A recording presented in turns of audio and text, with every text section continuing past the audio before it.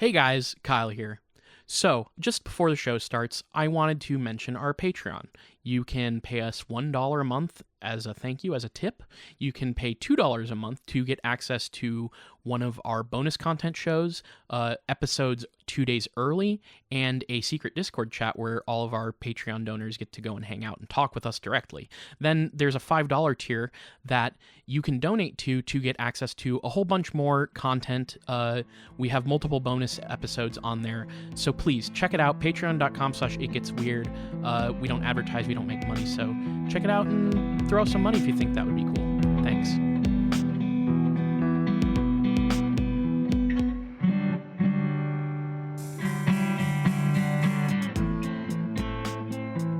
It's cold open time. You weren't ready for that. I got scooped. But it's time, and you're about to get scooped. And I want to say two things at the top of this episode before you even introduce it. Shit. Before you even introduce it. One, the cat's away, so the mice will fucking play. Kyle isn't here, and I'm going to do whatever the hell I want, including a cold open before you introduce the podcast. Yeah, that's sort of a Jules takeover. I hope everybody loves it. It's me, baby, and I'm here. And second, we're not talking about any of that fucking conspiracy bullshit this week. We're not talking about fucking aliens. We're not gonna talk about sucking and fucking Bigfoot. None of that is happening this week. But I guarantee this is a guarantee that this episode is gonna make your world a little weirder. That was pretty good. You worked around to the finish of the intro. This is It Gets Weird for those of you that don't know or who just picked, blindly picked a random Every podcast episode is somebody's first episode, and congratulations, you struck on gold, baby. Because all you have to do now is go to your wherever you listen to podcasts, and It Gets Weird at the top where you can search for episodes. Just type JULES, and you'll get all the best episodes. And that's all you need to fucking listen to. Start with this one because there's no continuity. And you can just go and listen to every single episode I'm on, baby. Yeah. You're welcome. This, but if you want extra tent, that's somewhat related to this. This is I have debriefed on a couple other parts of this grand project on our Patreon and the World of Weird feed. So that's very true. And I'm on the Patreon too, so check that out, motherfuckers. Yeah. Anyway, this is It Gets Weird. Normally we do conspiracies, cryptids, all that kind of stuff. You could do the intro if you want. I could. It's not too late. SNL does a cold open and then they say live from New York. It's Saturday night. Yeah. Okay. Look. Welcome to It Gets Weird, our comedy show where we explore the unusual, the unbelievable, and the unexplained to try to make your world a little weirder. I'm Nile. And you know what? What? There's no rules this week. I'm Jules. Holy shit. So this is like opening. I lied a little bit. There's a little bit of continuity because that bit was running for many episodes. Yes, but it's me. I'm Jules, your friend, your colleague, your lover, potentially. Look, life is long, you know. So I'm glad you knew I was listening. I was talking to the listener, yeah, and not you, because of course we're friends, colleagues, and lovers. It's true. Everyone knows that. For all you first-time listeners, we're married in real life. Yeah, that's true. And so Kyle is legitimately off this week. I didn't ask him whether or not we were saying why, so let's go with an old classic. Family stuff. No, he's shitting his pants. Oh yeah, no, sorry, he is shitting his pants, uncontrollably and in a nondescript room somewhere. Kyle is shitting right now, and he was wearing like those, like the '90s like track snap-off pants that are kind of swishy material. Mm-hmm. So it's really like filling it and ballooning it up. Yep. Yeah. It's like a water balloon in there. So. We'll check in with him whenever he's done with all of that and is recovered from all of that. You know that one account that takes the stretchy toys and fills them with water? Yeah.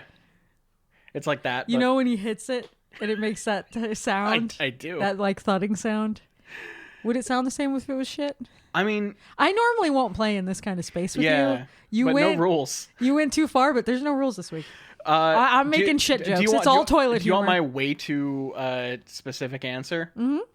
So, in terms of like the acoustic properties of things, the fact that there are other kind of levels of, we're gonna say solid matter in shit, would make it have some sort of difference technically, but I don't know if it would make enough difference to actually affect what it was. It would basically be. It would be effectively the same. The same concept. Yeah. Here's the real. Yeah. Kyle's legitimately off this week. I'm covering because I'm Correct. such a cool guy. It's true. And so Nile and I decided to kick off spooky season that it might be fun if we brought, as you said, an ongoing project onto the main feed and saw, I'm gonna serve it to the people, Hot and and fresh. they are gonna get to tell me what they think. Yeah. And I hope you all like it. We have been watching every Halloween movie this year. Correct. So we started where I had never seen them. Correct. So we started at 4. From the original series, Halloween 4.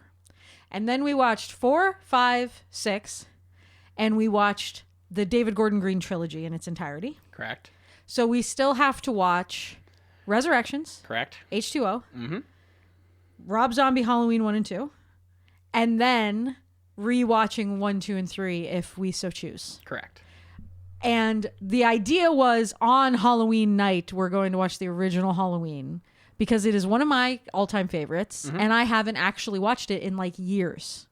So that ties into a thing I want to say before we start talking about Rob Zombie's Halloween, which is the next movie we AKA watched, Halloween 2007. and which we are going to be covering extensively this episode, is that I haven't seen the original Halloween in years. Correct. And if there are references to it that I get wrong or that I don't notice, that is why. And a lot of the actual canon established by the first movie, quote unquote, is unclear to me and mixed now in a melange of the David Gordon Green canon and the weird ass sequels. Yeah. So it's all kind of up in the air, and I'm just going to have fun. And we also watched Halloween 2007, directed by Rob Zombie, last night. And I told you I was going to read a plot synopsis before we recorded, and I decided against it. Oh, yeah. You're just going cold, huh? So I might get shit wrong, and I don't really care if I'm wrong about Rob Zombie's Halloween. Here's the thing. I don't know if...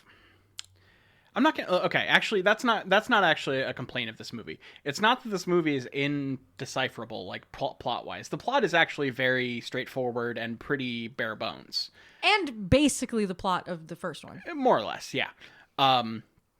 But it like a lot of it just kind of slides off you. I mean, it really does. I agree and I disagree with that. Yeah. Because a lot of times I will say to you that the judge of a good movie or whether I liked a movie was in how much I thought about it the next day. And there are a lot of movies that you just don't think about. As soon as you're done, you never think about it ever again. Yeah. And then there are other movies that are like great that really linger with you and you keep thinking about them and things keep coming into your head. Just images sometimes, but other times it'll be themes or a direct line of dialogue or whatever. And I would say we have had like big movies like that where like when we saw, what's like a recent one that we kept talking about? Honestly, when we went and saw Shin Godzilla in theaters, I was texting you about it for a few days. Yeah, that's true. We went and saw the re-release, which was fantastic. I remember you being that way about Solaris. Yeah. You kept texting me about Solaris for like a week afterwards. This is Like you were like, "Well, I'm thinking about Solaris again." I was like, is "Cool, the I've Tarkovsky, never seen it." Yeah, the original one. And we did watch the Clooney Soderbergh one, And that one's really that interesting. That one also is it gets pretty shit on by a lot of people, but I think it's 100% worth watching. And while it isn't the original in any way, it I think is totally worthy as its own movie. Yeah, I need to see the original. Yeah. But so weirdly, Yep. Rob Zombie's Halloween was lingering with me today. But sometimes a movie does linger because it's bad. Like there are But some I will choices. say it was lingering, and I was thinking about it. Okay. And before we watched it, I truly assumed there's no way in hell I'm going to be thinking about it after it finishes. Yeah, you went in with very low expectations. I had an idea of what this movie was going to be, and I was wrong. I have to say. So what did you think it was going to be going in? Okay, here's it's hard because I'm right about a lot of things. I want to be clear. Yeah, So I don't want anyone who hasn't seen it to think what I'm about to say, none of it is present in the movie. But I'm going to say holistically what I thought it was going to be like. Okay. Having never seen a Rob Zombie movie, but I know him culturally. I also don't listen to White Zombie at all. Yeah, no. And he has music under Rob Zombie too, right? Yep. I don't know. I know Dragula. Yeah. Done. Like truly, I don't know if I could name any other Rob Zombie songs. I think there's like another one before Dragula that became the one. There was another one that people talked about, but I honestly have forgotten the name of it.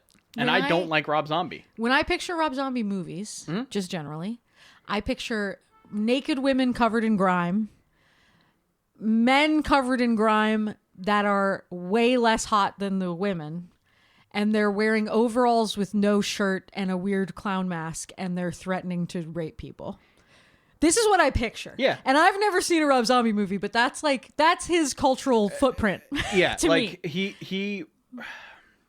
I talked to so Let's do it. We talked a little bit about this yesterday, but I think that in a lot of ways, Rob Zombie thinks that he's making Texas Chainsaw 2 in a lot of the things he's doing, or maybe even Texas Chainsaw 1. I'll say a lot of people listening to this probably haven't seen Chainsaw 2, and I would highly recommend it. Yes. And I think you're right that it is like the great version of the thing that Rob Zombie wishes he could do. Yeah. And thinks he does. Yeah. Thinks he accomplishes, but he doesn't. Yeah, he gets closer to the, what is it, Anchor Bay Texas Chainsaw from 2008. He's closer to that. I've never seen that one, so I can't comment. Yeah, it's mean, it's over the top, it's very Texas gross. Chainsaw 2 is mean in such a thoughtful way, though. Yeah. It's actually saying something with its meanness. It's not just, I'll come over there and skull fuck the shit out of you, bitch. What in the first 3 minutes of the movie? Yes. That's uttered? Opening Yeah. scene. Yep. Yeah, actually, do you want to just start at the beginning here? Because right before, as we were turning on the movie, we both were kind of like, because I saw this movie back in high school when I was first getting into slashers, and I was just watching like everything. I watched weirdly, I didn't watch all of the Halloween movies back then. I just watched, I think, just one in H2O. For some reason. You have a beautiful mind. But I watched like all of the Nightmare on Elm Streets, all of the Friday the 13th. Like I watched a bunch of Hellraisers. It's actually so sick how much you are into franchises. And before I knew you had seen so many franchises. Mm-hmm. And Michael Myers is so my guy. And you were like, yeah, it never really did it for me. I watched the first one and dipped. Because the reason there is because it's like I love John Carpenter, and it like I didn't even and when I first got into these things, 3 was still hadn't been reclaimed yet. So everyone kind of was the like... line on 3 was like, it's weird. Yeah, there's no Michael in it. Just skip it. It's not even a Halloween movie. Which is totally wrong. Halloween 3 rules. It's probably the second best one. Yeah, it's currently, I think, second best in my rankings. Yeah. But it's... Where was I going with this? Yeah, like but I had seen Halloween 2007, the Rob Zombie one, and I remember just being like, my big takeaway was like, why? What? Mm-hmm. And Michael's way too much on screen. Because you already loved John Carpenter at that point. Yes. So in your mind, you would have been going, he fucked up this thing from this guy that I really respect and admire. And that is like, I remember culturally that being the response, where it was like, you fucked up Halloween, this is stupid. And everybody was saying, why is there so much stuff with him as a kid? Yeah. That was hugely... that was what people talked about and what they remembered about it. Yeah. I straight up, I checked the time code while we were watching it, and the transition to adult Michael, like, where the normal Halloween stuff begins, is at 35 minutes into the movie. And it's only, 109 minutes long? Yeah, it's something like that. Not good. Yeah. Hey, that's not good. That's a bad idea. Yeah. Now, okay. So you're let's just go through the movie like you're saying, but let's start with the kid stuff then. So you literally, as we were turning this on, what I was getting at here, and I forgot to finish, was you as like it opens and it's kind of a shot descending over a house, and you went, no, let's go in with an open mind. we're gonna. I had been going actively complaining, going, I don't want to watch this. Like, just openly saying it and being like, the only reason I'm doing this is because I agreed to do it for the podcast. So we have to have it watched. And I so don't fucking want to. And don't make me. Yeah. And then I said, okay, let's do it. And as it was opening, I said, I'm going to give it a fair shake. I hate to let my mood or my preconceived notions color my opinion of a movie. I try really hard not to do that. No one can do it perfectly. No, it's impossible. But I try really hard to keep an open mind and to not even know that much stuff a lot of times about movies before I watch them. I want to watch them and form an opinion, and then I might read what other people have to say, sure, etc. So I said, we're going to give it a fair shake. And I said it so like optimistically. I was like, you know what? What if this is really good?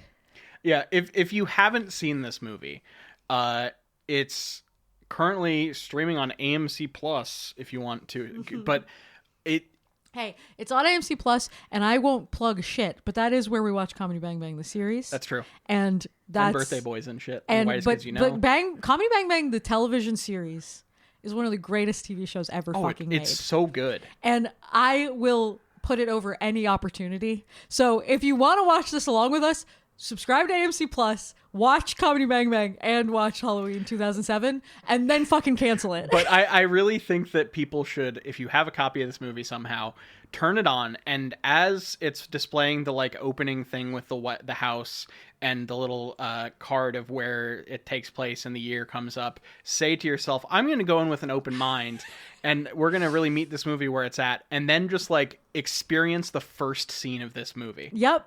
Because like about 45 seconds into the actual scene starting, I turned to you and I said, I can't it's not happening. Never mind. Like, no. Because it was so instantaneous. Yeah. So Rob Zombie's... It's before Michael even showed up. Yep. Michael isn't in the movie, and I was like, oh, never mind. It's not going to go well. Yeah, we were just seeing Michael's parents. The Rob Zombie's take seems to basically revolve around the fact that, like, to make... It opens on Michael. It shows the mask first, and then we go downstairs you're to right. the parents. Yeah, you get the clown mask. Michael was on screen. And the rat. And then, yeah. In a mask, and you don't even see him. Oh, we will talk about the masks. Whatever. Don't worry. Rob Zombie's take seems to be, we're going to focus on the family and the things that made Michael who he is, because he seems to be very fascinated with what conditions could possibly make the character that we know of as Michael Myers, because like this entire movie, the first 35 minutes is, and honestly through basically the whole movie, Mike Myers is effectively the main character of this film. Even when Laurie Strode gets brought in, it's so late and you still have so much Michael-based stuff that you're kind of seeing with his point of view, that he is the point of view character of this movie and everybody else is tertiary. And I want to be very clear, that's why the very end of the movie pisses me the fuck off. Yeah. And why I'm intrigued to see what the sequel is like. Yeah. Both those things are true, because you're absolutely right that Michael is the protagonist of the movie. Yep. And also, I feel it was like huge in pop psychology at the time to be like, serial killers, they were like that when they were kids. Yeah, they tortured animals. And there's a pathology that you can trace back to birth and nurture versus nature and what makes a monster. And then that was hugely popular at the time. And if you're worried about not getting any of that, Malcolm McDowell, in the scene where he's doing a presentation on the book he wrote called the Eyes of the Devil or whatever about Mike Myers, is standing in front of a projection screen of Mike Myers' eyes and a mask, not the mask, but a mask, with those over his face, saying, "It's a perfect storm of nature and nurture that makes such a man." Like it makes the devil. Like it's so. Sam Loomis only exists in this movie to do exposition. It's like. I'll let you talk more about Loomis because you are #1 Loomis lover, but it's wild how much he gets thrown to the side in this movie.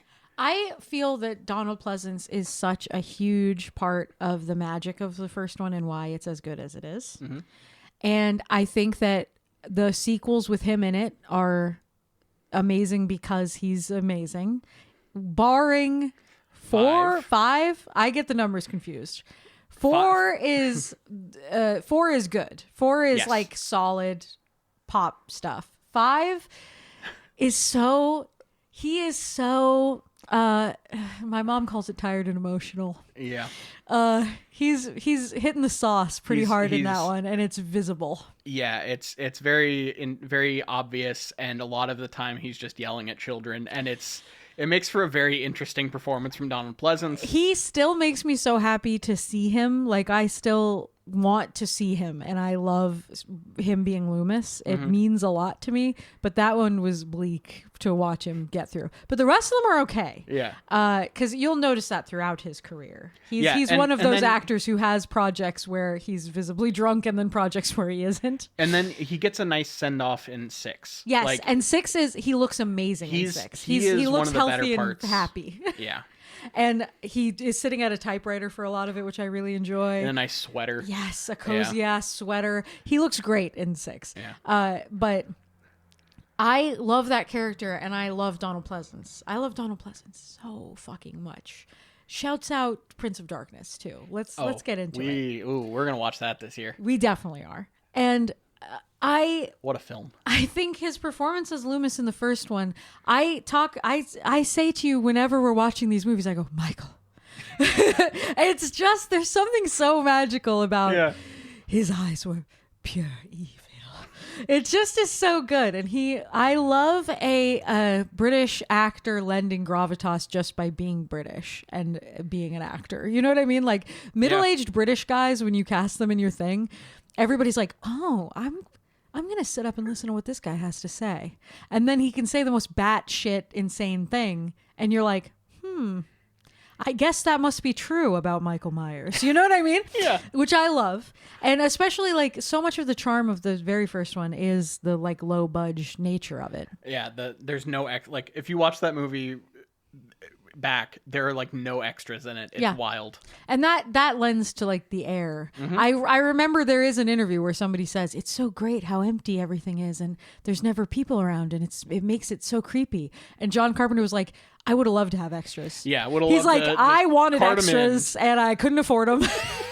That's my favorite thing about John Carpenter is how much like I attribute so much artistic stuff to him that if you said it to him, he would just straight up be like, nah. Yeah. That wasn't intentional. I didn't mean to, or I didn't want to actively do what you're saying. It's so he has such a like utilitarian idea of so many of these things that people have then, and everyone wants to mysticize him so badly, and he's just like, nah. I did what I could. You know who I'm reminded of? Yeah. Of us saying all these things. You know who else is like that? Mr. Stephen Frank Albini, born in... I won't get into it. Okay. So, Donald Loomis is very important to me, and I love Donald Pleasance. Sam Loomis. Donald Loomis. He's becoming the man. Yeah. But Malcolm McDowell is cast as that character in this film. Mm-hmm. And I want to ask your thoughts on this. So, the beginning of this movie takes place in the 60s? I believe.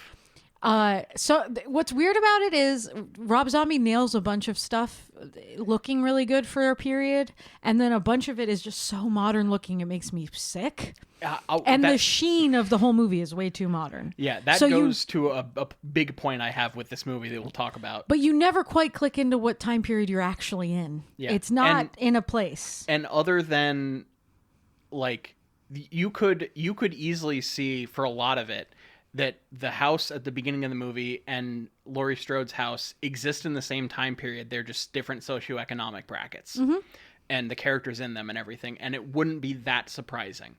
And I think that I think you should have put over like a sepia filter over the flashback stuff, like the earlier stuff. Yeah, and then is that take what it you away wanted? In the modern. That's what you really want? Just cue in the listener and the viewer to the fact that we're in a different You want some time Dutch period. angles in there?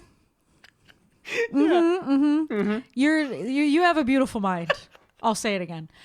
So I was going to ask you about Loomis. Okay, I'm go pissed ahead. at you actually saying sepia tone. Okay.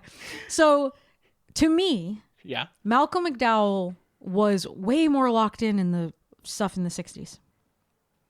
I Yes. thought he was giving a way better Loomis in the 60s. Now, I think part of that might be an intentional choice on the behalf of the actor or the director, because Loomis loses his goddamn mind when he's older.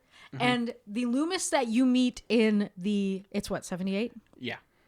The 78 Halloween is insane. Yes. He's a deranged guy, and he gets treated as a crackpot because he sounds insane. Yes. And this is true across all of the movies. It's one of the things that I like about him in terms of I'm always a sucker for that trope, basically. Especially if the person is like old and a drinker and you know what I mean? Like, that's such a guy. You like a washed up old guy. Such a guy. And so, especially when you know he's right. Yeah. You as the audience know he's right and everyone's going, you're crazy. That's like catnip to me. And I think McDowell is weirdly doing like, when he was young, I was going, oh, okay. He's doing a young Loomis. I'm interested. Like, I don't hate Malcolm McDowell. I couldn't tell you a performance of his that I know that I really like. I just know he's a guy. He's serviceable in most things he's in.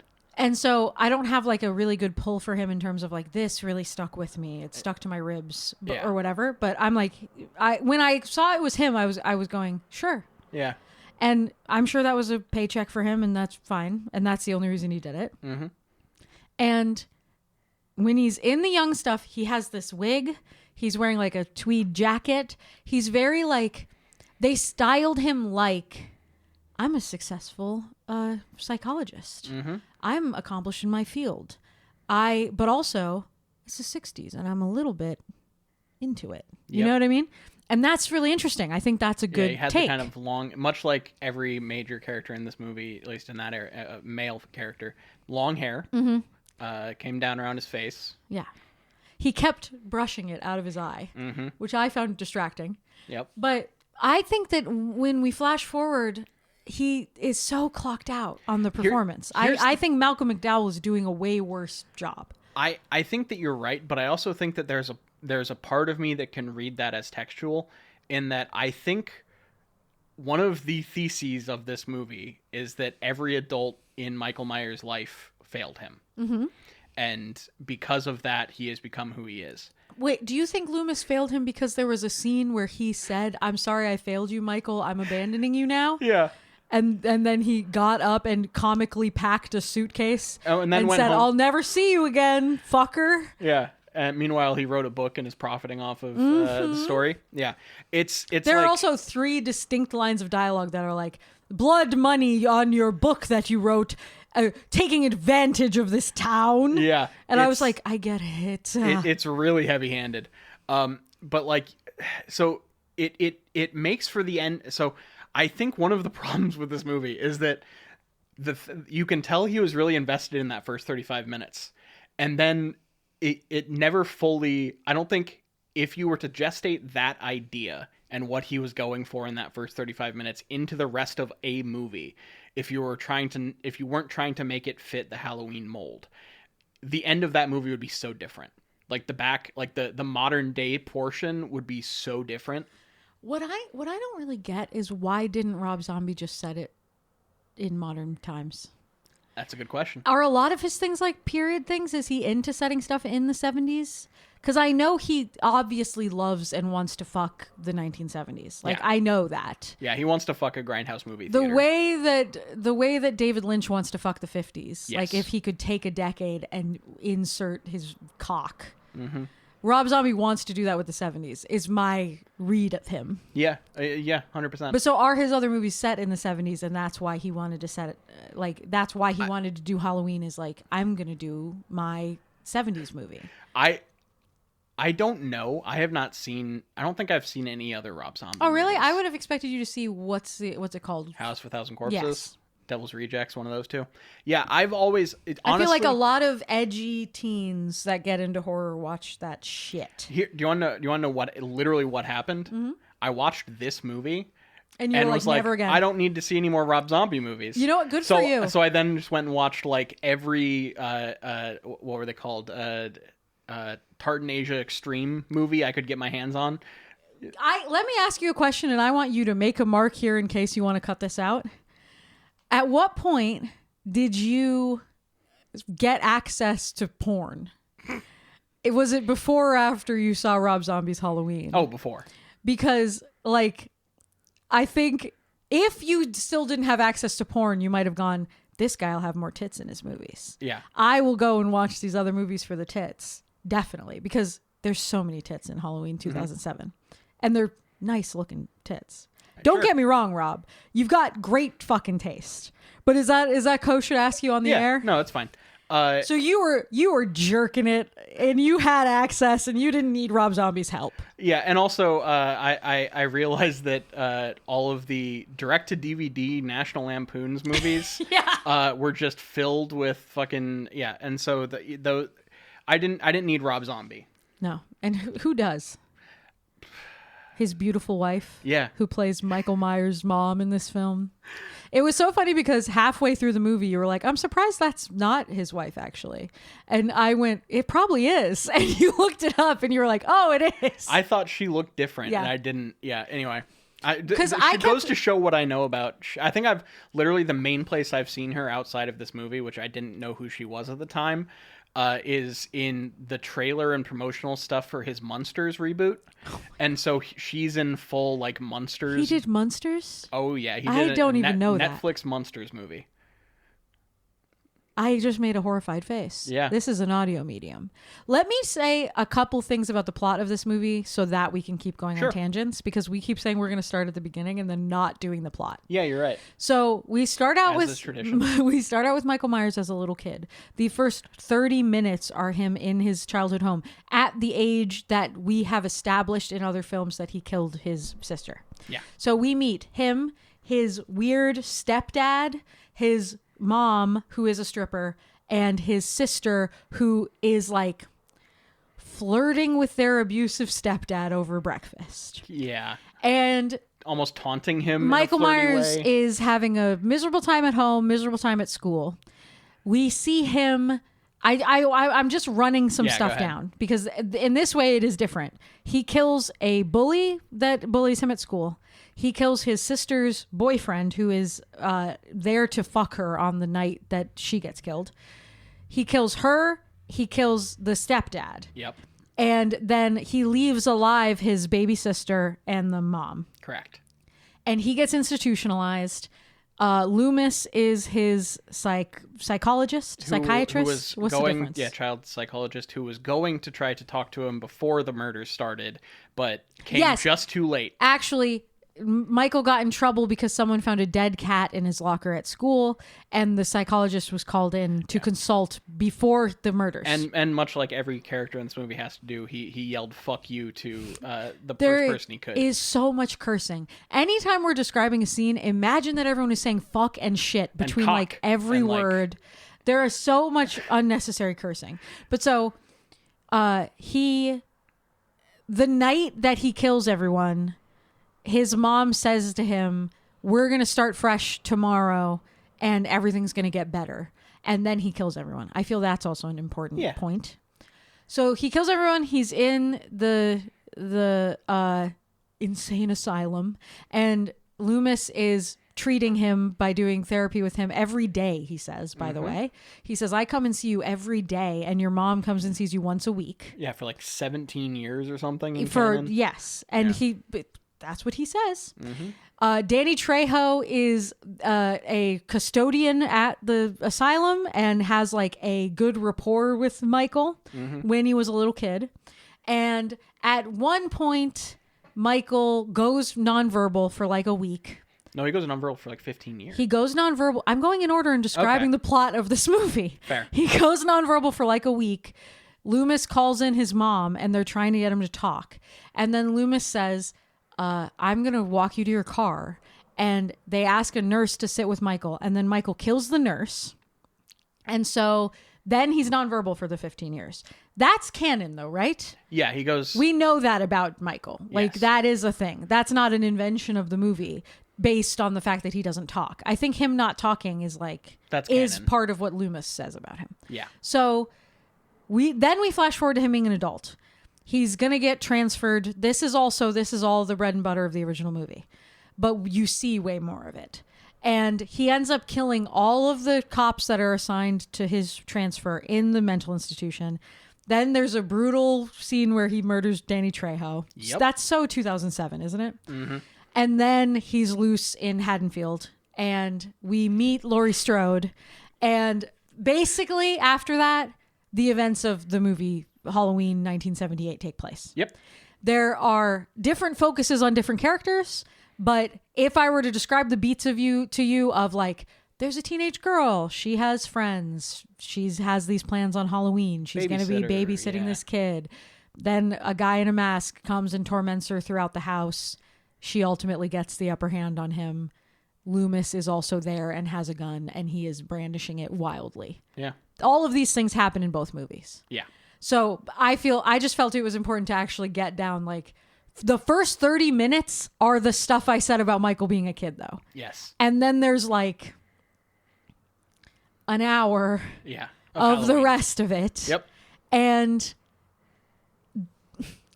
even that hour is rife with issues. Yes. So let's just go off on all of our tangents now. Yeah. There's one not crucial but interesting thing that you left out of your synopsis, which is they give an origin for the jumpsuit. Not only does the mask get an origin in that it's the boyfriend of his sister brings the mask to like fuck in the mask, I guess. And so that's where that comes from in canon. But then once he is escaping from the mental institution, a trucker is stopping. Trucker played by one of the leads of Day of the Dead is getting at his semi truck, tanker truck, cleaned at a drive-through thing, and he goes to the bathroom, and Mike Myers follows him in there and kills him and steals his jumpsuit. And this is like... So, but here's number one on my list of many, many questions based on I don't remember the first one as well as I used to. Mm-hmm. The first one does not have a scene of him getting the jumpsuit because multiple sequels do. Yeah, I don't think it does. I truly couldn't remember, and I know that it happens in like 2 and 4. Yeah. And so I was like... And it happens in the 2018 one. It's possible. Like, I don't know, but it definitely isn't as pronounced as this. And usually the concept is he goes to a place where cars are worked on and he kills a guy working on cars and takes his jumpsuit. Yeah. So that he's not wearing the prison jumpsuit that he got out of the asylum in. Mm-hmm. This is so much... How did you feel about this? First of all, we're showing the guy take a shit. Uh-huh. He's taking a shit and looking at a Playboy. And there is a shot of the page of the Playboy with full pussy. Yeah, because we hadn't had boobs on screen in at least like 10 minutes. And I was like, yeah, because in my synopsis, yet again, add curses and add gratuitous nudity. Yeah. I want to be very clear. I'm not a prude about sex in movies. No. I'm not a prude about nudity in movies. There's a bunch of movies that I love that have really, really excessive sex and nudity. Yeah. What I am taking issue with in Rob Zombie's Halloween is completely gratuitous, unnecessary, fucking frivolous nudity. That is like, you know the episode of Seinfeld? Going from tits to Seinfeld, which is as you're supposed to. Very common. Mm-hmm. The episode of Seinfeld where Bryan Cranston converts to Judaism. He plays a dentist. Yeah. And he converts to Judaism. Sure. And he starts doing Jewish jokes. Mm-hmm. And Jerry is discussing this with George. And he says, you know, I'm not even offended as a Jew. I'm offended as a comedian because the jokes aren't funny. Yeah. I'm not offended as a woman that Rob Zombie is looking at women this way. Yeah. I'm offended as a pervert. Yeah. Where I just am like, this is the best you got. This is all you want. It is weirdly like it's so not sterile. Perverted. Yeah. He thinks he's like a weird pervert. And his idea of what he wants to jerk off to is like a thin nude woman. What? Yeah. Whoa. And the chick's naked? Yeah. Nipples out? Like that's it. Yeah. That's it. What weird perverted thing happens in this movie? None. And he adds so many murders. So it's not as if you could say, oh, he was staying true to the text of the movie. The sex that happens in the first movie isn't weird. And so, no, I'm not going to do weird sex in mine. Yeah. No. And so I don't know if there's weird sex in any of his other movies. But so much of this, I really was just going like, I kept waiting for it to be like freaky. Yeah, I honestly, watching this, thought it was going to be a lot more visceral and a lot more weird than it was. Yeah. It's what I played will really say straight. is him killing the bully is one of the most brutal scenes I've ever seen ever. Oh, yeah? I had a really hard time looking at it. Okay. That was like, there is something about like just like a lengthy bludgeoning that makes me sick to my fucking stomach. Okay. The sound of it and the way the kid was gradually getting bloodied and screaming, please don't, and it cut crying. back to the kid a lot. That was really, really brutal to me. And I think that was the most brutal kill in the whole thing for me. Yeah, I was just thinking through them to think if there's anything else, but that probably is the worst one. And I the first think one. there are things that I want to like go like, ding, Rob Zombie did something that I go, that's interesting. Yeah. The first person that he kills is the most brutal murder that he commits. Yeah. You could, I guess, make an argument about Danny Trejo. Yeah. Because he that's the slowly second drowns most. him and he keeps letting him come up for air and checking and then putting him back down. And then drops a TV on his head and Yeah. squishes it. But you don't see that, though. Like, Yeah. it's shot It cuts away. less The intensely. Spy Kids kid, Mr. Megan Trainor, gets fucking... Michael just has this big stick he found in the woods. And this kid is taller than him. And he just beats the fucking shit out of him. And every time the kid rolls over to try to get up, he just hits him harder and more. And in the head and the body and the legs, it's just like, that's so brutal to me. Yeah, it's But that's what's weird is like, that's the most brutal scene. It's like, then Michael has a knife later and it's not as brutal as that. yeah. And that's what you want is the Michael Myers who's in a mask and a suit to be brutally stabbing people, don't you? Yeah, and it like I'm trying to figure out if there's a way to make that like textual or whatever, but it's, you know, because like I think that there's also something he tried to kind of reverse engineer the almost theatricality and calculatedness of Michael Myers kills, because we talk about this pretty regularly of like he is a bit of a showman in the way that he presents things, and like he kind of develops that over the course of the movie, if you want to think about it that way. And so that first one is pure just like animalia. It's just like, I have this big stick. This guy was mean to me. I waited behind a tree and I just surprised him. And so, you know, as the weapons and the tactics get more intense, the kills don't have to be as brutal. But it is a weird, like, these are the things why I can't fully write this movie off, because there are things that like I don't know if they were all intentional or if I'm picking up the wrong things or what, but there are choices made. I sort of do think he thought about it. Okay. Yeah, but I also what? No, go ahead and say your thing. I get the sense that Rob Zombie is like this is purely just in my head. I just want to be very clear. I didn't even read a plot synopsis. It's not as if I looked up IMDb trivia about this. I have no idea what the set was like. I have no idea what Rob Zombie is like. Yeah. I know nothing. And so I just want to keep reiterating You're just a fan that. of film. I just love film. To me, I was like, he had a DP that was helping him like a lot. That kind of goes to what I was going to say, which is why I thought that was where you were going, and I wanted to piggyback off of it, because there are so many little and big things in this movie where it feels like he really put his effort into this thing, and then like some details around it or how it's impacted in other things, he was just like, good enough, and moved on. Like there's a line specifically that stuck out to me from pretty early on in the Laurie Strode section of the movie. She's sitting with her, it's the first time she sees Michael, and she's sitting at a table in the library of her high school with two friends, and they're going back and forth and kind of talking about plans for that evening and how to sneak out and everything.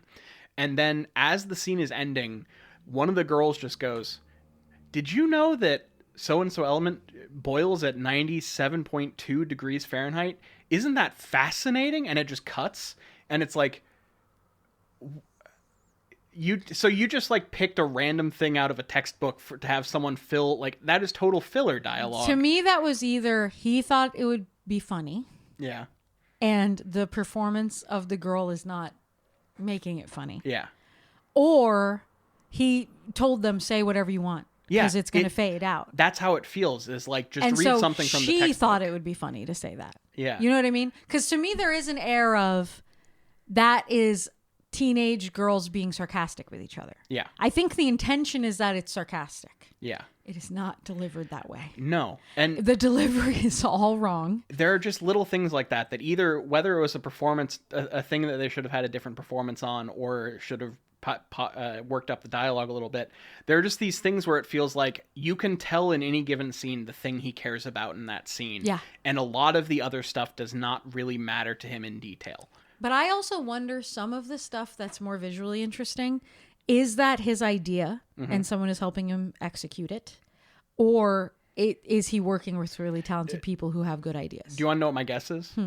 He's like, I want this scene to look a little different, to have a little impact, and the DP just starts like kind of spouting off ideas, and he picks one. Yeah, that'd be good. A lot of it feels that way to me. When the camera's really shaky, I think that's Rob 100%. Because I think there's something to be said about that. Actually, I'm glad you brought that up, because there's a thing that's a choice that I almost like in this movie, where when Mike Myers is really menacing somebody and you're in the kind of point of view of the person he's about to kill, the camera has a tendency to get a little loose and shaky in a way that almost feels like the camera is scared of Mike Myers. And that is it. But it's not executed No, really well. it's not. But I agree with you conceptually that there's something that could be good about that. Especially you love giallo. Yeah. And so you're already, you like to be breathing with the person. Yeah. This is also in the original one, though. You breathe with Michael. This time we're switching the perspective and you're looking at Michael in that way, which is interesting. Like I'm saying, I don't know. I might be able to have a conversation with Rob Zombie about Halloween. That's really interesting. Yeah. The movie sucks, though, But buddy. it really feels like a movie that was made by someone who loves the original and didn't really have like a lot to do and like was so wanting to remake the original movie that he was too afraid to go outside of the bounds of it, except for like his one big idea about trying to humanize Mike Myers, you know? Because I think you're right that the whole thing is from Michael's point of view, really. But he doesn't do anything with that in the second half. No. The first half, he invents all this stuff, and then none of it really comes together in any kind of actually coagulated way. Yeah. It all is the sauce has split. The sauce has fucking split, and it's inedible. You have some oil and some chunks on a plate. Yep. And it tastes bad, dog. Like, it's just, there's so much about it where when we were watching the beginning of the movie, I said to you, I'm actually really frustrated by the performance of the mom. What's his lovely wife's name? I keep saying Rob Zombie. I should say her wonderful name that she legally changed. Sherry when they got Moon married. Zombie, I think, but I'm confirming. Yeah, Sherry Moon Zombie. She is really pretty. Yep. But she also, it would be entertaining if her performance was horrible. Yep. It would be entertaining if her performance was fantastic. Her performance is completely middle and slider, forgettable, and just like not good at acting, kind of bad at acting, but not bad at acting. Yeah. Not like going like, oh, Michael, which there would be something there. Yep. Instead, it's just a lot of like, Michael, why don't you calm down? Like, just like we kind of not really getting what the line is about. And you can tell she hasn't thought about it. And so she's just saying stuff in a kind of mom way. Yeah. Oh, Michael, tomorrow everything is going to be better. I promise. Yep. Michael, What are you doing take out that here? mask off your face. Michael, don't say that. It's just like a lot of that, which it carries so much at the beginning of the movie. Yep. And and she's her it just is so forgettable. The scene that kind of ends the initial run of the movie is her watching old family videos of Michael and eventually shoots herself in the head. And it doesn't have nearly the weight that the movie needs it to have for multiple reasons, but partly because you never really get invested with her because you don't really get They also referenced that multiple times throughout the movie. And by the third time they had referenced that she killed herself, I had genuinely already forgotten that we saw it. Yeah. Like, truly, it was memory hold. I so didn't care about anything she said or did. This is the thing. Like, he puts so much effort into, like... I had a thought about this. This is one of the things, that, like you said, that you think about the movie. This is a thing I was thinking about today. That whole first 35 minutes, the only character that isn't arguably written where as if that they were only going to appear in a one scene prologue at the beginning of a movie is Michael. And Michael's not even written that interestingly. He just has like two things going on. But everyone else is the thing that you could establish and know everything you need to know about the character in the one introduction scene that they're going to be in because they're not important to the movie and you can move on. Everybody is written like that. And then, so by the time you get to a big emotional moment that hinges on the mom, she doesn't feel like a human. She feels like a stock character that is a struggling stripper mom who is down and out and cares about her son, but in a very surface level way without really anything below that. And so the emotional weight of it is very not there. And that is, you don't feel like you care about any character in this movie. Yeah, I feel like how I felt about her performance is something you could also say about the whole movie, where it's like, if it was worse, maybe it would be entertaining. Yeah. If it was better, maybe it would be entertaining. What it is, completely forgettable and a total fucking waste of everyone's time. Yeah. Like, this movie just amounts to nothing. I wish I was mad at it even. Yeah. Like, I honestly wish it had done something to piss me off. But it doesn't even piss me off. Yeah. It didn't even rise to me being like, well, you fucked up that thing that I like. I was like, you barely even made a movie. So why should I get it up? Yeah. Like, there are interesting things that that we've pointed out a little bit, and they're like, you can tell there are ideas, but it's almost more frustrating that you can tell there were ideas there that just none of them came out and none of them really served anything. Is dressed as a clown on the night that he kills his sister. That's canon. Correct. That, yet again, is probably something that drew Rob Zombie to the project, because in my mind, he likes a weird clown. Mm-hmm. And he kind of likes circus freak energy. And so I bet there is something there. And I also, here's a touch that I liked in terms of the period stuff feeling accurate. That Halloween costume is like a classic 60s kids costume. Yep. The costume that was big boxy shirt that says what you are is such a 60s thing that I love. Mm-hmm. You just are wearing a shirt that says clown and then you're wearing a clown mask. That's so funny. There's a whole line of, I think NECA is doing them, where it's the Universal monsters, but they're all like Halloween costumes like that. And I want that. I think they're still around. They've been out for a little bit, and yeah, they're pretty cool looking. I like them. Like, I love that. But so this is talking about the idea of like, he could have said something and then he never says anything. He starts out in the clown mask. Mm-hmm. He kills the first kid that he kills in the clown mask. He kills his stepfather in the clown mask. He kills the boyfriend in the clown mask. Correct. Then he puts on the boyfriend's mask to kill his sister, which is the Mike Myers mask. Then he puts the clown mask back on. Then he is institutionalized and he starts making masks out of paper mache. Mm-hmm. For the 15 years that he is institutionalized, he starts making masks and lining his cell with these masks that he's made, and he wears them every day. Then when he gets out, he goes and digs up the mask that he killed his sister in. But to me, everything is about the mom way more than the sister. Yep. And yet, he, A, didn't kill his mom. Correct. And B, is clearly fixated on the sister and the kid sister. Mm-hmm. Because he goes after Lori. So what are we saying about the masks? Exactly. Like, it's a narrative thing that was introduced. I was following it as a character trait.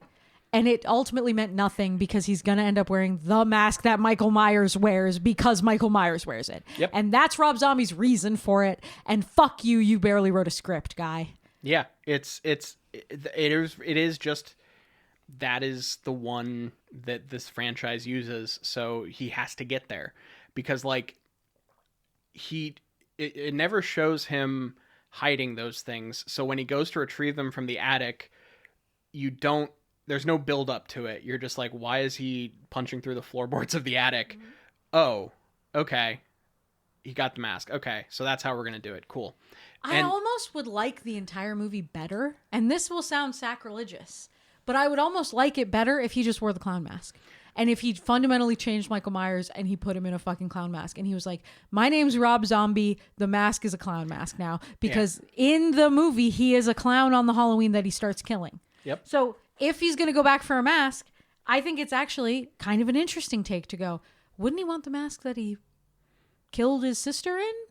That's interesting. Yeah, maybe he wanted to wear the clown mask. It just feels like Rob Zombie was like, well, the masks are how he really gets to be who he is. Like it's the psychopath in him is the mask. It's a way to obfuscate his face because he doesn't feel sufficient, and that's all the masks are doing for the 15 years is just like a very psychology 101 thing. Serial killers were so in vogue at the time, and I feel like Rob Zombie loved this idea of like a cell covered in masks. Yeah. And this guy's a serial killer. And it just is so stupid. I have, throughout us watching all the Halloween movies, I have told you before that I have a rubric in my mind where some of the sequels are just slashers and some of them are Halloween movies. Yep. And I'm the more that we have watched, the more lenient I have gotten. Mm-hmm. But fundamentally, I still pretty much stand by this, which is, in order for it to be a Halloween movie and not just a slasher about a serial killer, it needs to be set on Halloween night. There need to be unsuspecting trick-or-treaters wandering the streets while there is a killer on the loose, and they don't know it. Mm-hmm. It needs to have Michael Myers in the suit and the mask and have a big knife at some point. Sure. And for me, I want Loomis or a Loomis type. Sure. Yeah. But I feel that's less fundamentally like you need that. Or a Laurie Strode or a Laurie Strode type. But yet again, like that's more flexible. Both of those are kind of flexible. Yeah. But I think it needs to be on Halloween and there need to be trick-or-treaters. And then Michael is killing people in a quiet Midwestern town. Sure. And I don't get how there are so many that don't do that, but they're called Halloween. Mm-hmm. It's called Halloween. Like, can we just set it on Halloween, please? Can it be Halloween? Could it be Halloween time, at least? Yeah. I think it's funny that literally Halloween 2 is because it takes place right after. It all takes place basically on October 1st and maybe October 2nd. And it's barely November 1st and 2nd. November, sorry, yeah. That's barely a Halloween movie. That is one of the worst offenders. That's the one that I made the rubric up for to explain to you why I didn't consider it a Halloween movie. Yeah, that's true. I like that movie more than you do. You always say that. If it wasn't Michael Myers, I would love that movie. Fair. It's a good movie. I never say it's horrible. I say it's not a Halloween movie. Fair. And it fucking isn't. It's a movie about a helpless woman in a hospital being stalked. Sure. And the kills are interesting, but it so is not about Laurie Strode and Michael Myers. It just isn't. They could be any fucking buddy. Sure. Yeah, I get that. There is a bit of an anonymity to it, even though it is the same people. But it's like, it is. There is a bit of anonymity to it in terms of the franchise tropes. But so on my rubric, Rob Zombie does decently. Yeah. Because he does just recreate a lot of stuff about the first movie. So the things that you might go, oh, cool, are like just things that John Carpenter came up with. You know what I mean? They're just things that are from the original. But then you go past some of the things that he does pass on the rubric, and there is so little trick-or-treating. Yep. There are kids in costumes, but there's so little trick-or-treating. And there's so little, like, atmosphere of Halloween. Yeah. There just are jack-o'-lanterns every once in a while. And then Tommy, the kid that she babysits, is in a costume when she's babysitting them. Tommy and his little friend. Uh-huh. They're in costumes. Like, what actually makes it feel like it's Halloween? It's fall and the trees are orange. Yep.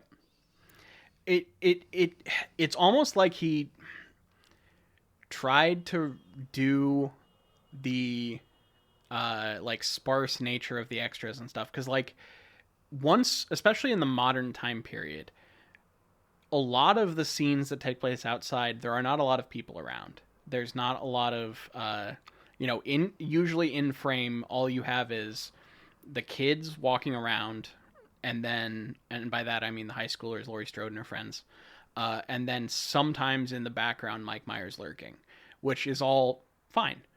But you're right that it never really feels. I was talking about this while we were watching it, where I was like, why does it feel like this is so isolated to just two houses?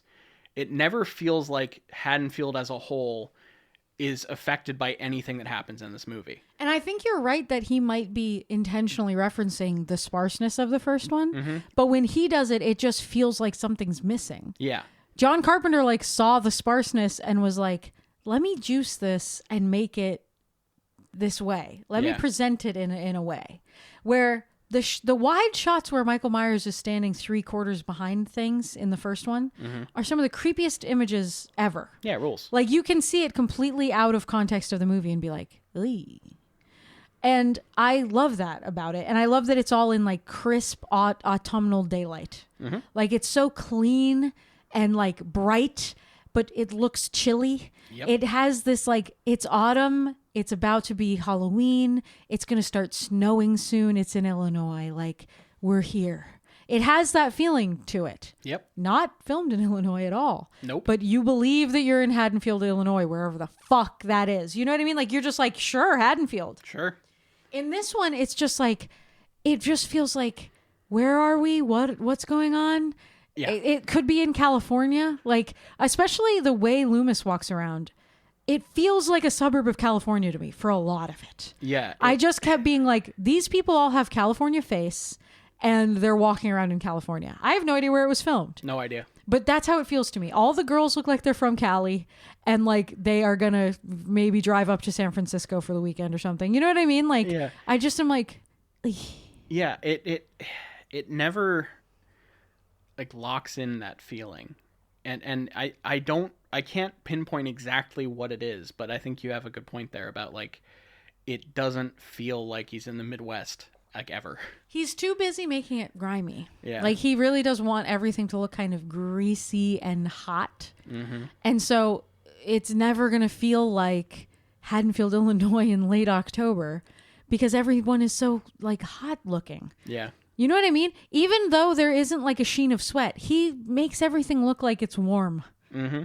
Warmed over is like a vibe of every scene. And like the color palette is so kind of like, yeah. It's all very like weirdly washed out, but not in an old way, like in a hot way. Yeah. In a sun bleached weird way. He really needs to make movies that only exist in very dusty places. Yeah. Like that is his vibe. And I think for all of his love of Halloween, it is a bad fit for him. Yeah.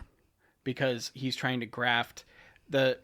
But this is yet again, and this is a product of the era. Mm-hmm. He wouldn't have been... No one was thinking this way at the time. So partially I'm benefiting from... I watched it for the first time in 2025, and Rob Zombie had only lived through 2006 when he wrote it. But it yet again would have been more interesting if he had just shirked a lot of the shackles of what has to be a Halloween movie, and then he could have made a weird fucking Halloween movie where he changed a bunch of shit, but it was more like a Rob Zombie movie. Yeah. And set it in California. Sure. Change the mask. Change Loomis. Change the mom into a stripper. Like, do all that stuff. Like, and then make a weird ass movie. Yep. I agree. Like he made the least interesting version of his own ideas. Yeah. in this movie, and it feels felt so like he kept encumbered. talking himself down. Yeah. Like, well, I'm gonna make it kind of weird, but not that weird. And it's like, it would have been better if it was really freaky. Yeah, which is why, like, from what I've heard, I have not seen it.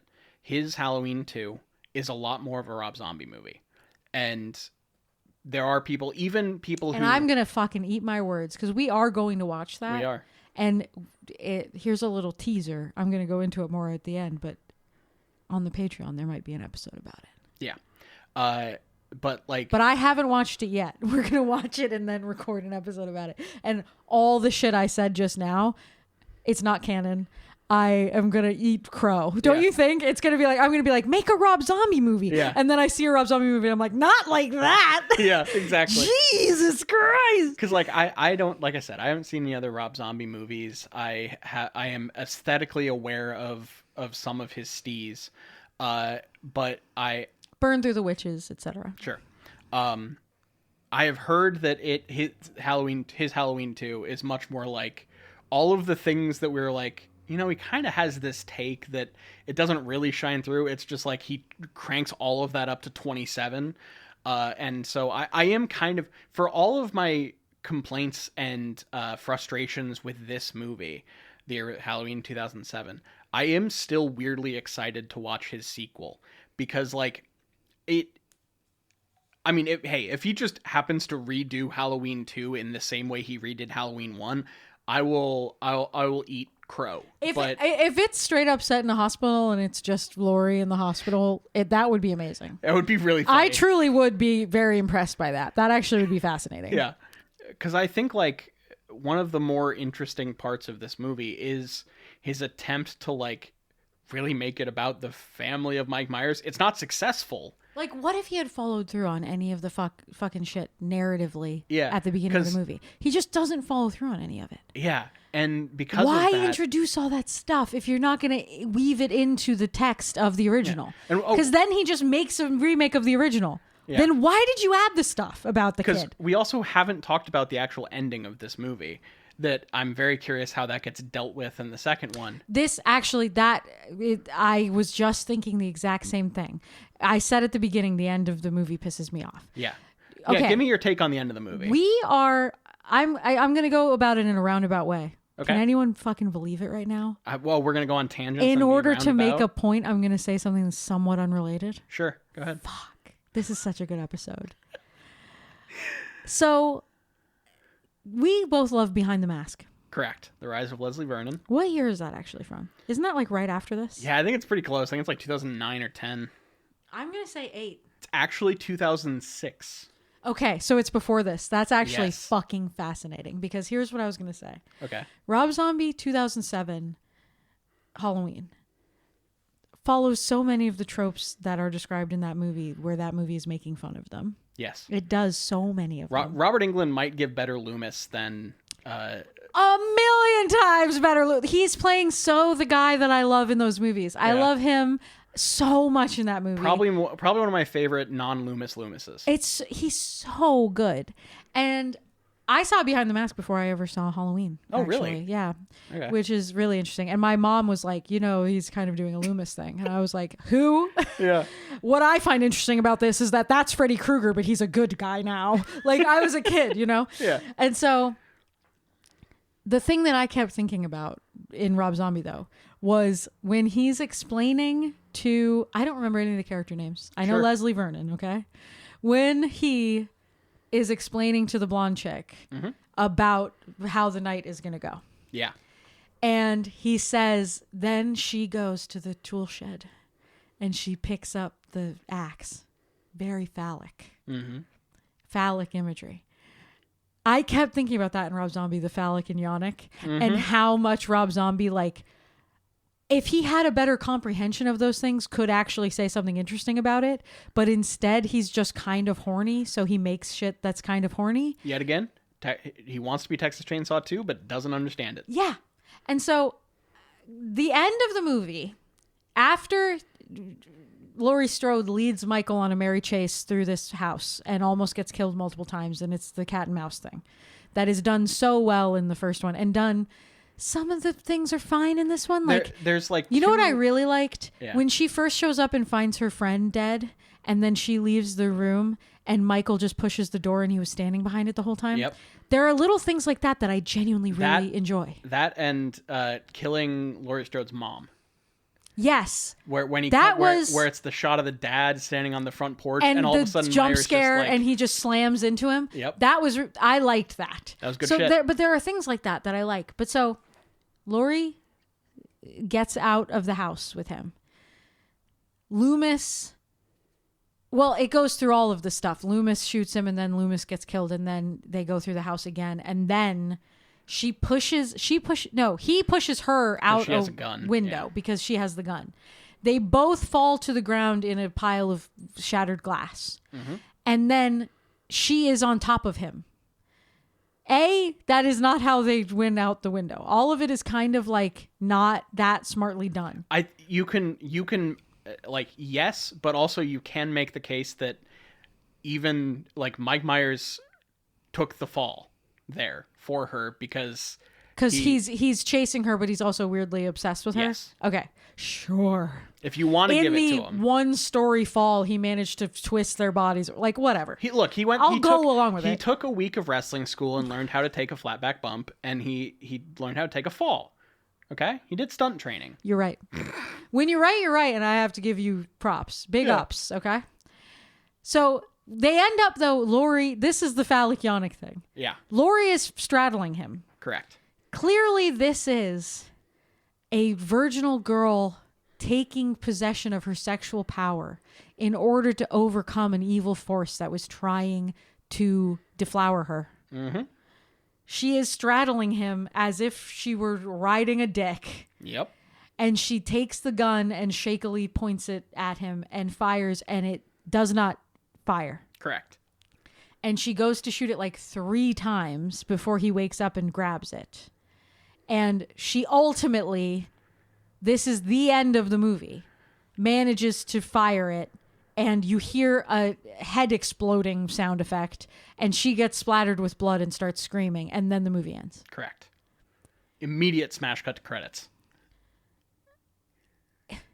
This is yet again, like, there is a world where there's a version of a movie that does that I'm like out of my mind excited about. Yep. Where I'm like, and then they ended it on her shooting him in the fucking head, and his head explodes.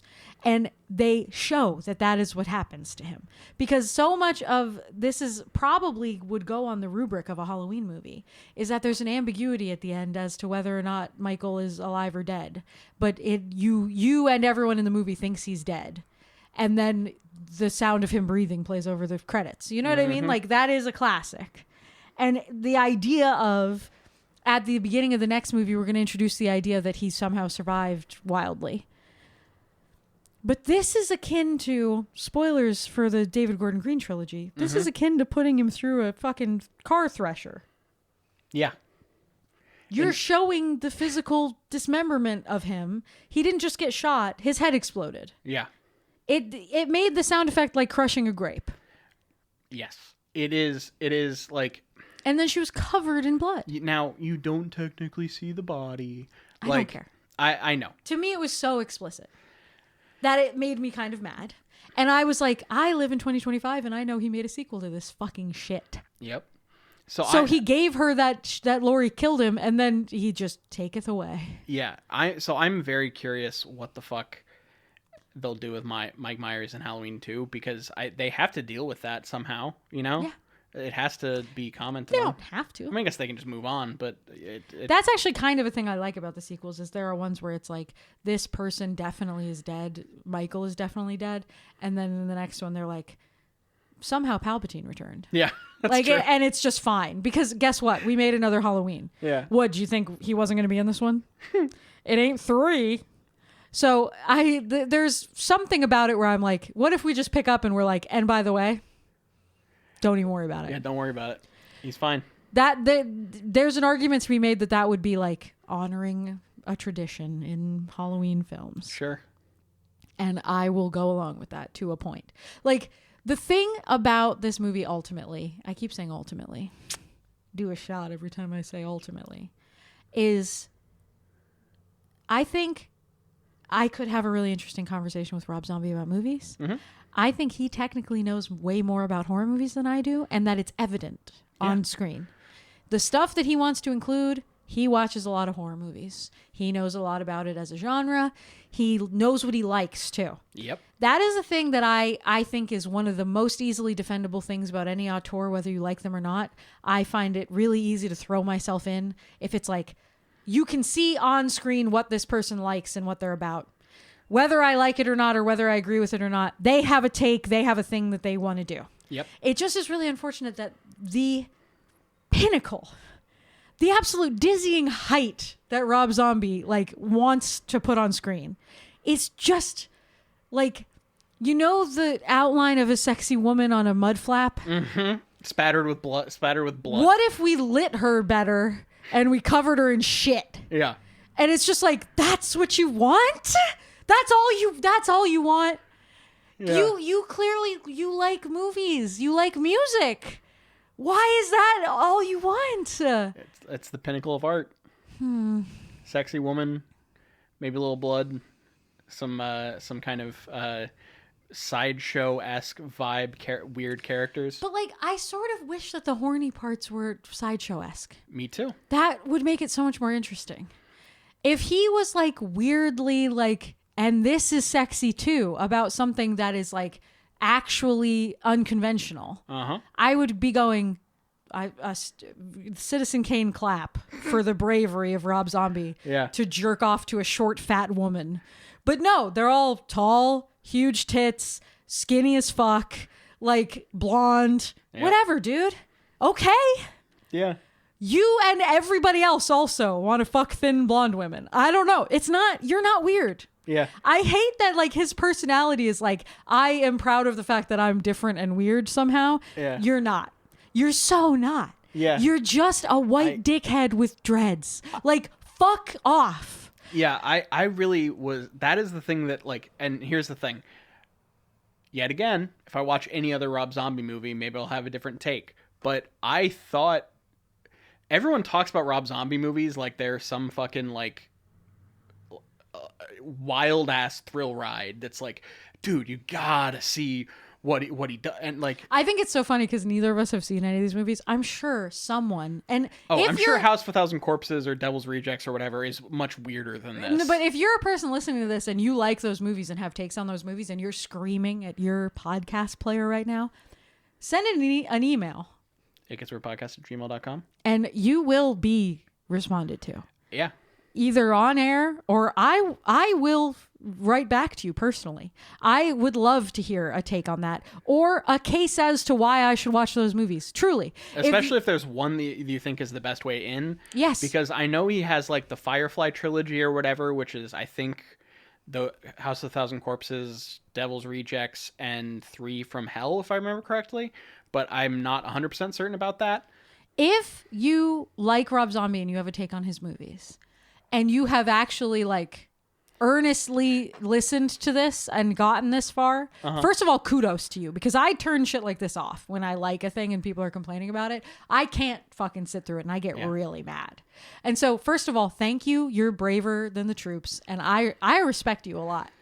But secondly, explain it to me. Like, tell me what is good about it and what does he have to say and what movie says that for you and like what? Because there were a lot of times throughout it that I was watching it and I was going, oh, I totally can picture the kind of person who's charmed by this. Yeah. And they're cool and I would like talking to them at a party. Yeah. Like the kind of person that would like to watch the movie. I'm shitting on Rob Zombie and I truly think like he's pedestrian in a lot of ways based on this movie. Yep. But I don't think it's pedestrian to like the movie. I think I'm not just saying that in order to try to like get points with someone who likes Rob Zombie and doesn't like that I was complaining. It really is like, there are things about it where if you love schlock and you love low budget stuff from the 70s, this is a guy that loves schlock and he loves low budget shit from the 70s.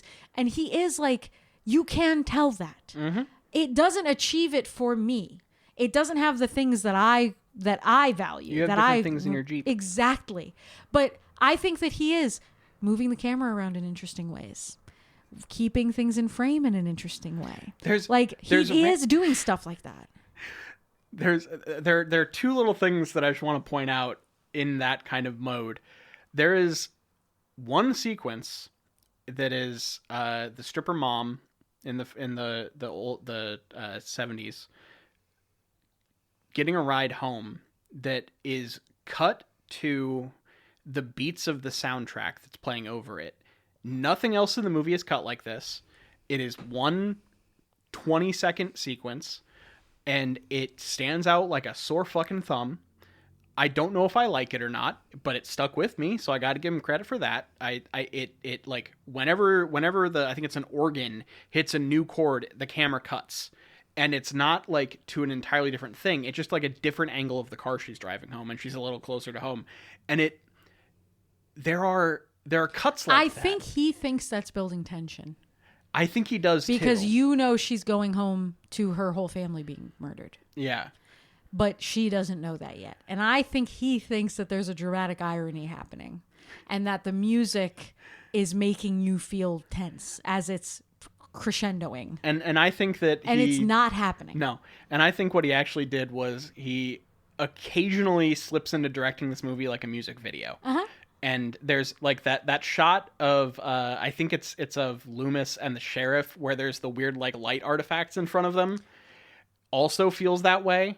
And then there are times where like a conversation will just cut off midstream and they'll cut to something new, and they'll do that a couple times in a row, that it also feels like that was supposed to be filler dialogue that wasn't going to be there and something was going to play over it. These are all really good examples of things that I get if you love that. Yeah. And like if someone said to me, my favorite director does everything you just said, I would be like, that's probably really interesting. Yeah. Like on paper, I get how those things are compelling and interesting, where you're like, a musician shoots stuff like a music video and cuts to the music. Yep. Of course that's interesting. And much I like, just don't love it. Well, and much like a lot of the other stuff we're talking about here, I would be so into that if it had any sort of cohesiveness across the entire movie, because there's so much of this movie that is just shot. I guess we're also giving Rob Zombie credit for edits. True. Which who knows if he was in the editing room. True. That might just be a guy who works on music videos genuinely cut that. Yeah. I would legitimately be kind of curious about that, because there are moments that it's like that there are choices being made, but then there are a lot of other times where it just feels like, yeah, we got to get to the interesting bit. So it just turns into very pedestrian filmmaking. And then every once in a while he's recreating stuff from the first one poorly. Yes. Like there's the whole sheet ghost thing from the original movie that he does his riff on. There's like all of these... Basically, all the things that he, quote unquote, does a riff on, I can think of stuff from the shitty sequels that I like more that are doing that riff. Yeah. The shitty boyfriend with the mask, and Michael takes his mask and drives his car. Yep. That's in the one where Loomis is crazy. 5. That is a way better riff. Yeah. On that, recreating that. Yep. The girl being like, come on. In the barn? What, you're not going to talk to me? No. Oh, yeah. The girl, when he stops so that she can get cigarettes. Yes. Michael kills the boyfriend and takes his mask, and Michael is the one driving the car. That is legitimate. Yeah, you're right. That is a way better version of that scene, and that, man, there is some good stuff in those later Halloween movies. There really is. There's interesting shit in there. And then sometimes Michael's just in the sewer, and you don't really know why. Yeah. And you know what? I'm here for it. Should we just mention that, like, I'm a weird sick freak and I loved Halloween Ends and think it's like a thoughtful meditation on my own mind. Well, what's fun is that we both like Halloween 2018. I love 2018. Yeah. And then I like Halloween Kills more, and you like Halloween Ends more, and they're both for very different reasons. Ends is a mess. It's such a mess. But this is sort of what I'm talking about in terms of it takes swings and misses and is way more compelling and thought-provoking and worth your time than something that is ultimately says nothing, does nothing, Rob Zombie's. I would watch all 3 David Gordon Green Halloweens again before I watch this one again. We had a whole conversation after we finished Ends because we watched them all in pretty quick succession, where I was saying to you, like, I think that David Gordon Green has an idea of Michael Myers being the embodiment of grief. Yeah. And like the way that he haunts this town, and that it runs throughout the entire trilogy. And the statement of the movies is like about Laurie Strode, and it is a Laurie Strode trilogy about a woman persevering and overcoming impossible circumstances, which is like grief is impossible for everyone. Yeah. Grief is an impossible thing, and you cannot reckon with it. And that's what Michael Myers is, and he's unstoppable. And I also love the very explicit characterization of Mike Myers in those movies as, oh, he's a shark. Mm-hmm. Not in some metaphorical way, but literally cannot stop moving and is trying to go back to his home waters at all times. And that is the driving, like, because a lot of people will try to... It's very Jaws. It has a lot of scenes that actually feel like Quint in Jaws explaining a shark. And what it does is that it synthesizes a lot of the choices made in Halloween 2 through 6. Not 3, but 2, 4, 5, and 6. But then strip it of a lot of the unnecessarily over-explained lore things they tried to build into it, and make it more of just this guttural, basic level of understanding of what the thing that is driving this force is. And that is a thing that I really like. For doing 3 movies with consistent characterization and like the same people being in all of them, it is interesting how little canon they add in the David Gordon Greens. Yep. What's canon in the first one, that's what's canon, and all he does is kind of go like, let me just pick at that a little bit. I'm gonna widen the scope of that slightly, where like Kills focuses a lot on Tommy. Yep. And you get into this thing of, well, guess what? Tommy's an adult too, and there are other people that survived that night. Yep. And so what does that mean? And I think that also is like something that Rob Zombie could have learned from. You know what I mean? Like, could have benefited from the idea of it. Yeah. Of just like, you don't have to whole cloth write a new introduction for the movie.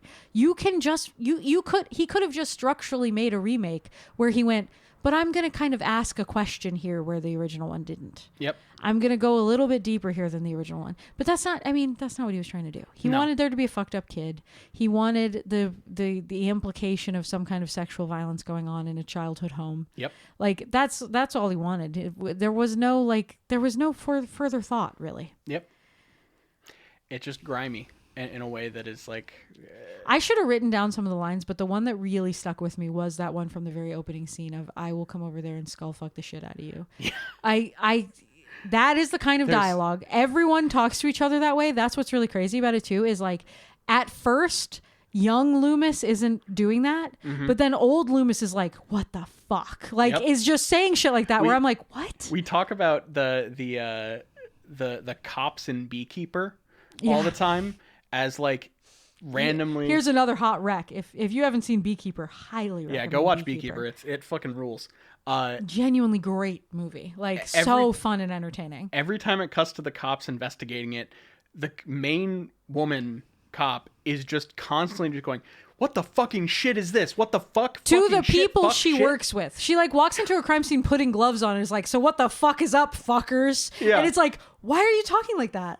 Yeah. She's like, well, shit, there's a crime that's been fucking committed. What the fuck am I supposed to do about it? And it's like, let's like tone back the language a little bit. It's like he saw the movie Malignant and was like, I gotta have a bigger tonal shift between the main movie and the cop parts than Malignant. Yeah. Because that movie has a totally wild ass, like, the cops in that movie are in a like really weirdly written police procedural, and the rest of the movie is like an American take on a giallo, and they do not go together. In a way, the procedural thing is also a take on a giallo. It is. Like, that's what's so interesting about Malignant. I actually love that your touchstones where you keep going, it's like this, are movies that no one has seen these movies, okay?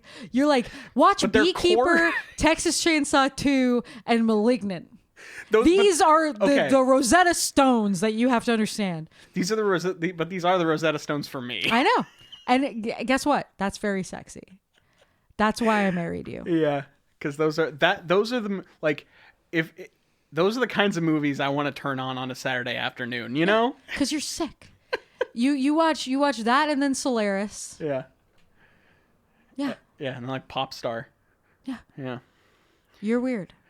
Anyway, It's almost like you should have a podcast called weird. Weird. Oh God.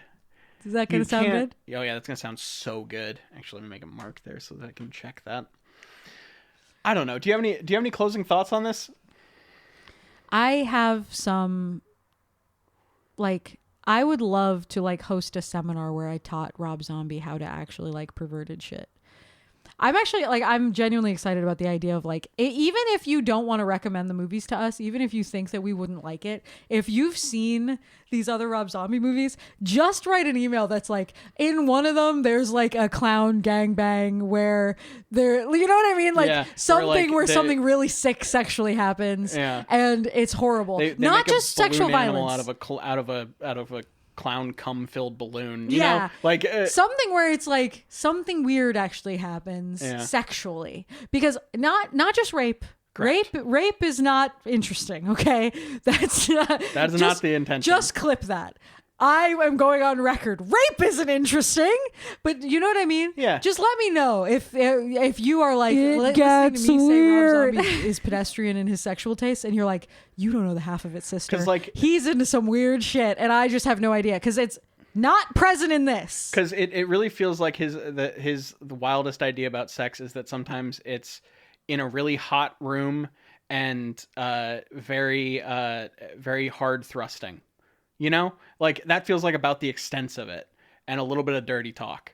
And it's like, that's not that weird. His like weird idea is that the girl wants it. You know what I mean? It's like, this girl's horny. Imagine. Yeah. A girl who wants to fuck. Yeah, I get it, Rob. Like, you've had some bad luck in your life. Women like sex. Yeah. So I gave it 1 star on Letterboxd. That's true. I gave it 1.5. Because like you loved it. There are that's well, why'd you hate it? I just did a whole podcast about it. Yeah. Because like there are certain things where there are moments where I'm like, there's little things throughout it that I like. We didn't even mention Brad Dourif. Dourif is the sheriff in this one. Yeah. Really interesting casting choice. Doesn't do anything. No, has like 2 scenes, and most of his stuff is just exposition. I like him as the sheriff. Mm-hmm. Maybe he'll be in the second one. Maybe he'll do more in the second one. Will Malcolm McDowell be in it? I doubt it. Doubt it. I don't know. I don't know anything about it. Yeah. Hopefully he just has like a tasteful little scar, like, you know, and he's totally fine otherwise, you know? Mm-hmm. I think that'll be good. Yeah. All right. Yeah, I am excited to watch the second one. I don't know what to expect exactly. I'm hoping, my only real hope for it is that it is a bigger swing than this one, because even though this first 35 minutes it doesn't feel like a major swing. It just feels like a lot of stalling, in a way that is not particularly satisfying. So yeah, that's my hope. Do you have any hopes? World peace. Okay, yeah. Well, hey, way to make me sound very small-minded. You know? What, have you ever heard that Steve Martin bit? If I had one wish, it would be for all the little boys and all the little girls in the world to join hands and sing a song about hope and world peace. And I'd love a new car. That's very. So Steve if Martin. I had 2 wishes, it would be the new car, and that all the little boys and all the little girls in the world join hands and sing in unison about world peace. And he just keeps doing that and saying, so if I had 3 wishes, if I had 4 wishes. It's basically the jerk. Yeah, it's basically he has a lot of that's things. all I need. Mm-hmm. Yeah, he likes to kind of riff on that. But that's, yeah. So Sure. then if I had another hope, it would be that the second Halloween is better than the first one. Yeah. And world peace. All right. Well, on that note, so let me see if I can run down all of these things without Kyle here, because Kyle normally takes. It's over time has evolved into him doing about 70% of the intro, because he just keeps adding the new things and not giving me any of them to do, which is fine, no problems. But it makes when I have to do this solo a bit of a thing. It's almost like you guys should just have like a shared document that has all that stuff in it. That would be, you know. Maybe if you were a real podcast. Hey, I know podcasters who write things down and they're all cowards. It's true. So if you want to follow us on social media, we're on Twitter at IGW Podcast. We're on Blue Sky at It Gets Weird. We're on Facebook.com/itgetsweirdpodcast. You can email us at itgetsweirdpodcast@gmail.com. We're on all your favorite podcatchers. If you listen to podcasts somewhere, look up It Gets Weird and we're almost certainly there. Kyle does occasionally do streams on twitch.tv/itgetsweird, I believe. He and our friend Colin are, I believe, still working on their Nuzlocke run of one of the Pokemon games that I forget exactly which one they're doing. Fire Red, maybe? Who gives a fuck? So, you fuckers will eat it up like baby's food. Who cares what Pokemon game it is? It's Kyle and Colin playing Pokemon. Exactly. Get over there. So, basically, if there's social media out there, look up It Gets Weird and we're probably on it. And you can reach out to us any of those places. Also, our Patreon is the most important one. Go ahead and support us. We have a $2 tier, a $5 tier. They get you content every other week and every week, respectively. And I'm actually going to say something. Here's a note for Kyle. Kyle, if you're listening to this, often when Kyle gives the spiel about the Patreon, I've heard it. Mm-hmm. He says, at the $1 tier, you don't get anything. Wrong. At the $1 tier, you get the satisfaction of knowing that you have given money to represent your gratitude for and allegiance, for the service that you and Kyle provide, that Nile and Kyle provide you. Like, giving $1 is so kind and generous. Like, in these times where you can spend your money on anything, anybody who gives $1, it seriously means so much and is so great. But and you don't get nothing out of it. It makes it possible for you guys to keep doing the podcast. You still get the podcast by giving money, even if you can't afford the $2. Correct. But chances are, if you can afford $1, that you could afford $2, and you get a lot of bonus content for the $2. I will say. Like, at this point, if you donate to the Patreon, there are hundreds of hours of bonus content on there, along with all of our episodes multiple days early, access to our Patreon Discord, and just various other things that happen over time. It is like, we do a lot of stuff on Patreon, and it's a lot of fun, so you should check it out if you haven't. It's really cool, and you get access to the Discord as well. Is Discord at 2 or at 5? It's at both. But I mean, it starts at 2. Yep. That's the thing. Like, the Discord starting at 2, you get so much stuff at $2, and then you get even more at $5. And any amount that you can give is so appreciated, and it lands with such sincere weight in the coffers. And it makes material stuff on the show better. We have bought Kyle microphones with that. We've done stuff with my computer because of that. It's bought hosting. So you guys materially support and make this show possible. Yeah. So thank you. There is a free feed for this podcast, but it is not free to produce. And so any time you guys give that's great. I didn't mean to make the Patreon spiel way longer, but genuinely, like, we are going to do a Halloween 2 episode, like the Rob Zombie Halloween 2. Nile and I are going to watch it, and it will be just the two of us, and we are going to record an episode basically like this one about it, and that will be on the Patreon. You will figure out and announce where that will be. Yep. But I hope that you guys like it, and if you liked this episode, maybe that's your sign that, like, try the Patreon for a month. If you don't like it, the worst that you did was you paid $2 or $5 for a thing that you end up canceling. Yeah. And you can try out a bunch of different stuff. There are multiple different shows on there. Garrett used to do a show on there that there are old episodes of. Yeah, if you like anyone, like, a lot of the big people, the main guests of the show have done stuff on the Patreon as well, and there's so much content on there. You guys are watching X-Files right now, and you do episodes about that, and I was just on the most recent one because Kyle couldn't do that either, so if you want to hear my take on X-Files, it's on the Patreon. And I really appreciate everybody in the Discord, and I think it's really cool. And I'm in the Discord, and so if you want to talk directly to me, you also can tag me over there anytime. And everyone who listens to this, especially if you made it this far through us, like, just bullshitting about plugs, like, thanks. Yeah. Cool. Thank you. I think it's so cool that you guys do this podcast and that you've been doing it as long as you have. There are so many fucking episodes of this thing. It's true. And you guys still do it, and you do it every week. And I think that's amazing. Yeah. Well, I do it every week. Kyle. Yeah, Kyle's hit or miss. But luckily, I'm here to fucking pick up the pieces when Kyle leaves you holding the bag. Yeah.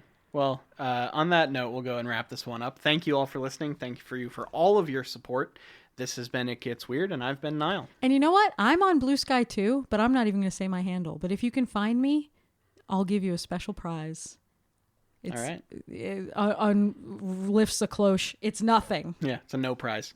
Good old Marvel reference. Thank you. I've been Jules.